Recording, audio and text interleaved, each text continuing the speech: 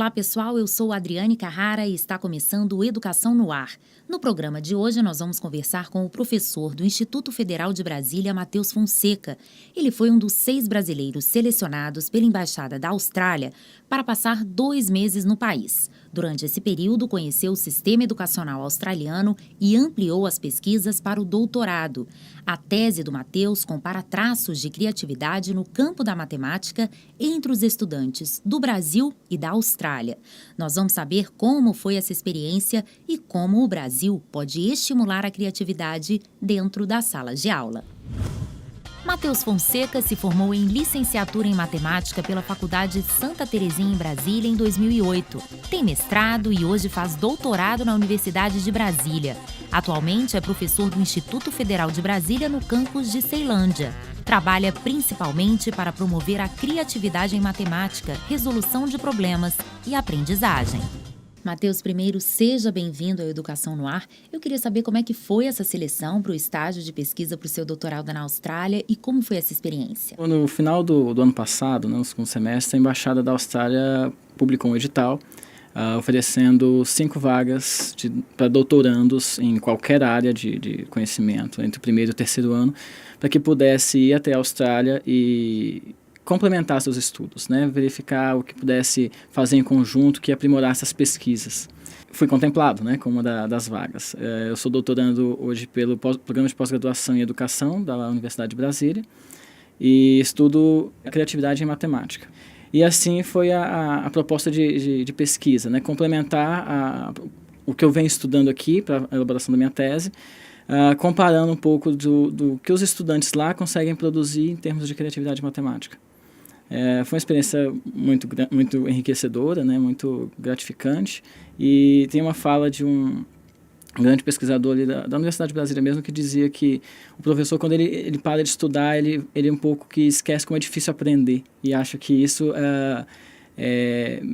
me motivou mais ainda para essa experiência, né? O Brasil ocupa um lugar muito aquém do esperado no Programa Internacional de Avaliação de Estudantes. Ele está em 65º lugar de proficiência em matemática no ranking do PISA, enquanto a Austrália está em 22º.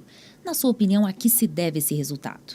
Olha, a diferença em termos do ranking é muito grande, de fato, né? Isso foi, inclusive, um dos elementos que eu usei para justificar por que eu iria para a Austrália. Então, o objetivo principal para minha ida lá era, de fato, comparar os resultados de criatividade matemática aqui e lá. Mas um dos objetivos que eu ainda tinha era conhecer o sistema educacional deles, porque de fato é diferente, né? Então você tem uma primary school, uma secondary school, que é o equivalente que a gente tem aqui no ensino fundamental 1 e 2, mas a high school, o ensino médio, são muito diferentes, porque você tem separação por focos, por estilos, por perfis, né, de aprendizado.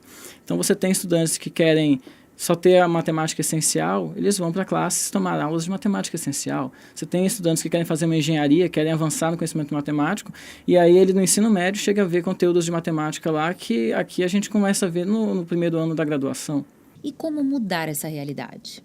Aqui no Brasil a gente ainda tem, em alguns documentos oficiais, a palavra criatividade, de que nós devemos atuar junto à criatividade, mas falta ainda um conceito mais formal e o que fazer para estimular a criatividade, né? Eu acho que aumentar as pesquisas em criatividade em matemática, por exemplo, falar da minha área, né, já é um caminho para que a gente possa, de repente, auxiliar que os estudantes comecem a ser estimulados a pensar, a tomar decisões, a refletir sobre os problemas de diferentes aspectos, não sempre do mesmo jeito, tentando lembrar o que o professor fez no quadro, né, uma coisa assim. A Olimpíada Brasileira de Matemática sempre revela talentos. Você acredita que esse pode ser um atrativo para estimular o estudo da matéria? Eu acho que é muito válido porque você vê todos os estudantes envolvidos na Olimpíada, em geral, eles têm um estímulo maior à matemática, eles gostam de matemática, eles procuram estudar no contraturno. De fato, eu acho que isso contribui bastante para que os estudantes se sintam motivados a estudar matemática. E motivação é um dos itens de muita importância para a criatividade matemática. Porque como ser criativo em alguma área, nem seja matemática, mas como ser criativo em alguma área, sem você estar motivado para aquilo. Matheus, você defende a criatividade na matemática, né? Qual seria o método para que isso seja possível? Não há uma regra específica. Mas, de fato, dar liberdade de pensamento, permitir que os estudantes proponham suas soluções, o trabalho colaborativo, né? Esses são elementos de importância para estimular a criatividade matemática. A questão é que isso demanda tempo, né? E, ao mesmo tempo que a gente sabe que tem que dar tempo para o estudante produzir a sua solução e atuar como um matemático profissional, guardadas as devidas proporções, mas como um matemático que vai investigar aquele problema, que vai elaborar sua hipótese, vai testar para ver se aquilo está adequado ou não. Isso leva tempo, e aí uma sala de aula, talvez esse seja um grande problema, dar liberdade ao aluno para ele criar suas ideias, né? Como a matemática pode ajudar na vida prática? Como você foca na criatividade, penso que um dos caminhos seja esse, de levar a matemática para o dia a dia dos alunos, né? A elaboração de bons problemas e, de repente, a proposição de trabalhos em grupos, onde esteja mesclado, aquele que tem mais dificuldade, poder trabalhar com aquele que tem mais facilidade, assim trocar experiência, é um caminho. Né? Acho que a Austrália, por exemplo, ela tem se diferenciado, um dos aspectos para mim seja isso. Eles, de fato, têm separados por perfis, no sentido de que, olha, não está nos meus planos ir para uma engenharia ou ir para um curso de TI, ou ir para um curso de exatas, eu quero um outro curso de humanidades ou de ciências sociais.